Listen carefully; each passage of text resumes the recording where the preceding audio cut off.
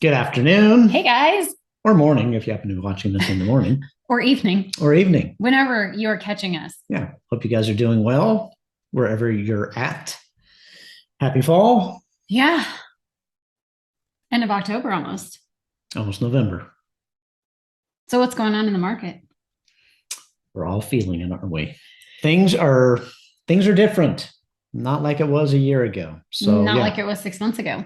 Or 2 months ago. Yeah. So some change is upon us. So let's dive in. You got some good numbers to share? Yeah, I do have some good numbers to share. So just in kind of setting the scene, over the last 16 years, we've actually had a really, really healthy market in Denver. And Denver Metro 16 years. 16 years. That's a long time to have a crazy healthy market. Denver tends to cycle through in 7-year increments. And so we'll kind of see things go up and then kind of level off and come down, and then go up and then level off and come down. So we've been riding this trend for quite some time. And now we're starting to move into a more balanced, healthy market. Which most of you have never seen. So it feels very different. Exactly. Not a bad thing, just different. So typically we say 3 months of inventory or less is a seller's market. 6 months of inventory or more is a buyer's market. 3 to 6 months is a stable, healthy market. We're trending toward that 3 month. So we're still sellers. But we're still a seller's market, but we're all feeling that buyers can take their time looking at properties. They can make under list price offers. They can ask for inspection items. They don't have to use appraisal gaps. And we can do contingent offers now. So buyers think it's a buyer's market and sellers think it's a seller's market. So yeah, I read this funny quote, and it was, sellers still think it's 2021 and buyers are acting like it's 2008. Interesting. So as a realtor, we really, really have to do a good job of setting expectations when we're opening up those conversations of buying and selling. So let's take a look at some of the numbers. I've got a PDF put together for you guys so that you can follow along, and we'll dive in and talk about where the market was. We're going to look back to the month of September. So active listings, we're going to start and go left to right. So active listings, the end of the month, we're going to do residential, which is our attached and our detached. So single family, condo, townhome, all rolled into one. We ended the month with 7,600 listings roughly, which is up 10% compared to August and up 93% compared to this time last year. That's amazing. That's just how hard it was a year ago. Yeah. How hard it was. Now, let me remind you that in the average September, when you look at numbers from 1985 to current, we typically run with about 15,000 listings in the month of September. On the low end, back in 2000, where's my number? 2006, we had a high of 31,000 listings on the market. And last year was actually our lowest number of listings on the market with 3,700. So, I mean, that just puts into perspective, we're at 7,000. We're a long ways away from that 30,000 years ago. Yes. Or just even an average September, which would be double that at 15,000. So we're still in a good seller's market when it comes to listings. We still have less inventory than what we're typically used to. Definitely. So closed homes, we are seeing numbers trend down there. So that's going to be our second column here. 4,100 is what we ended the month with on closed homes. That's down 8% compared to August and down 27%, compared to the same time last year. What's still trending up, though, is our closed price average. So the average price for a home in Denver that closed in September, it was $671,000 is our average sales price. That's still up 2% from the previous month and still up almost 9% compared to this time last year. So although we're getting more inventory and our sales are going down, our prices and values are still going up. Where do you want your money? Still in real estate. Still in real estate. What's the stock market? Down 25% or something like that this year? Yeah. Homes in Denver, 8.4 up. Yeah. Still a great place to put your money. Yeah. So last year we ended 2021 with 16% appreciation. When you look at our numbers from January until now, we're right around that 12%. We'll probably close the year out in single digits of appreciation, but still, I mean, homes are appreciating this year in a very nice manner. The other thing that we're going to start seeing go up, which we have been seeing trend up for the last 4 or 5 months, is our average days in the MLS. Remember when that used to be 4? It's now 26. You guys all remember. Yep. It was crazy. Crazy. Yeah. You'd put a home on the market on a Friday, you'd change it to pending on a Monday. Now it's taking 26 days from the time that a home actually physically goes active to the time that it goes under contract and switches to pending. That's not how long it's taking it to actually close. You then now have your inspection time and everything after that.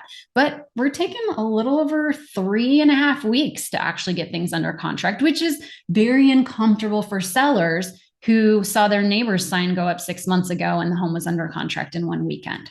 So we've got days on market are now up 100% compared to this time last year. We're going to move to the next slide. So this is just going to kind of capture that median closed price.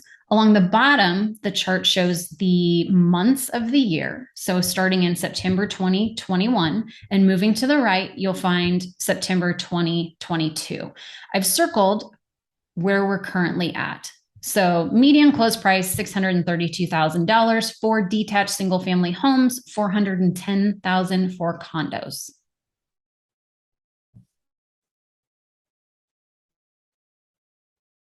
We'll move from median to average close price. So our average close price in the 10 county metro area is $745,000 for single family detached, $486,000 for condos. I'm just smiling. 745,000 average. Yeah. That is a high average. That's amazing. And one thing I really like about this chart and why I wanted to show the chart to you rather than just rattling off the numbers is that way you can see where we kind of trended, where we hit the high, which was back in April. That's where we hit the high of the market. And then we've kind of leveled out a little bit and then popped back up. And then we've been making a steady, I use the word decline, but a steady rebalancing. This is the fun one. Average days in the MLS for condos, 23 days before you go under contract, 28 days for single family homes. And that has taken a really sharp turn up. Yeah, that's big. Yeah. So as you can see, in April, we were down around the 8 days on market. So it shot up really quickly here in the last couple of months. And you guys all feel that. Yeah, everybody's feeling that. So on this particular chart, there's a lot of numbers. I put this red box around the ones that I want us to focus on. Days in the MLS average, which we've talked about, 26. Days in the MLS median, which is 16. But average close to list price. We were in that 103% above asking price all of last year. And it's slowly been coming down each and every month since April. And we're now at a list to close price of 98%, almost 99%. So we are seeing those under asking price offers. About 98%. 98%. I know. That's still really good. A really good market still. Yeah. But just know that if your sellers are expecting to get $25,000 over list price, that's not the reality anymore. Not happening. So last month we were over 99% of asking. Now we're down to 98% of asking, which means October, November, and December, we're probably going to come into that lower 98% and maybe even 97%. So set that expectation with your clients. This is where we get to see a little bit about what we talked about in the beginning with buyer's market versus seller's market. In this chart, it shows months of inventory. MOI is highlighted in the middle with the red box. That's detached single family. And to the further right, that's attached. So your condo townhome. And to the far left is going to give our price ranges. So right now you can see everything is resting under 3 months worth of inventory. We don't have anything that's ticked up into that balanced market or what we would call a balanced market. But you can see we're 2 3/4 months of inventory in that under $200,000 price range. As you're getting into the luxury market, we're getting into those upper twos, your $750,000 homes, your million+ homes. So we are seeing a lot more inventory in those areas. The homes that are still flying off the shelves right now, if they're priced correctly, is that $300,000 to $400,000 range. I mean, there's not very many of them out there, but this at least shows you the concrete data for the various price range and how that breaks out. And these numbers, again, this is from DMAR. DMAR, but very helpful for you to share with your current sellers. Maybe they've been on the market for 3 weeks, 4 weeks. Maybe they're in that $1 million range. Just because the average was 26 days on the market, it's taking up for some, if we have a month of inventory, it might take 2, 3 months, depending on price, condition, location. And those 3 things weren't as important a year ago. Yeah. A year ago, it was price. Can I afford the home? Period. Can I afford something? Now it's, do I like it? Is it in the right area?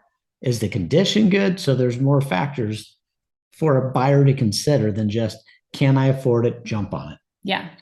And the other nice thing about these particular price range breakdowns, when you look at months of inventory, maybe you have a property that's right on the cusp of a certain market price range. So let's say you have a condo, you're going to be listing it for sale. You're trying to decide, do I put it at 500,000 or do I put it at 490? Well, you can tell that the market saturation in the $500,000 price range is a little over 2 1/4 months worth of inventory. If you can get that property under 499, you're looking at almost 3/4 of a difference. So 1.60 in months of inventory. That might be just enough to get that property to move quickly and for a higher price.